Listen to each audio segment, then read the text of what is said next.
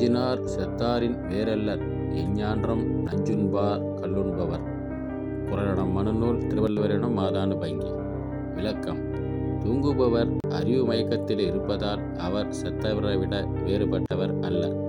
அதை போலவே இக்காலத்திலும் மது குடிப்பவரும் அறிவு மயங்குதலால் அவர் நஞ்சு உண்பவரை விட வேறுபட்டவர் அல்லர். இதை ஒரு வார்த்தையில் சுருக்கமாக சொல்ல வேண்டுமானால் மதுவும் மயக்கமும். இதோ அடுத்து வருகின்ற ஒளிப்பதிவில் கல்லுண்ணாமை பற்றி ஒரு காட்சியுடன் வேடிக்கையாக காண்பிக்கிறேன். என்னையா இன்னைக்கு ஃபுல் போதையில வந்திருக்கியே? என்ன உனக்கு எங்கிட்டாயா இருந்து காசு வரும் வேலை இல்லாத நேரத்துல? பேசாதமா பொய் பித்தலாட்டம் மட்டும் எனக்கு பிடிக்காது, தெரியாதா? ஆமாயா, பொய் பிராட்டுக்கு போகையில வெறுங்கையில வேற போனேன்.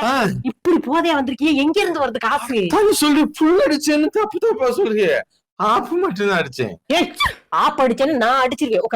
உட்காரு கடுப்பேத்தமா உட்காரு. நான் பொறுமையா பேசணும்னு நினைச்சிருக்கேன். ஒரு நாள் ஒரு பொழுதாவது எங்கிட்ட சண்டை போடாம குடிக்காம நீ வந்திருக்கியா? 10 சத்தியம் பண்ற 11வது அன்னைக்கு போய் குடிச்சிட்டு வந்துடுறேன். ஒரு பொழுதாவது என்ன டென்ஷன் இல்லாம நீ வச்சிருக்கீங்க. உன்னை என்னைய டென்ஷன் படுத்தினாங்க? என் தங்கச்சி வீட்டு விசேஷம் சொல்லிருக்காங்களா, அங்க போகணும். நான் வரல உங்க தங்கச்சி வீட்டு விசேஷத்துக்கு. நீங்க மட்டும் போயிட்டு வாங்க. அங்க வந்து நல்லா குடியும் கூத்தும் கும்பாலம் கிட்ட விசேஷ வீட்டுல குடிக்கிறேன். துக்கக்கார வீட்டுக்கு போனா துக்கத்தினால குடிக்கிறேன். சந்தோஷக்கார வீட்டுக்கு போனா சந்தோஷத்தினால குடிக்கிறேன்.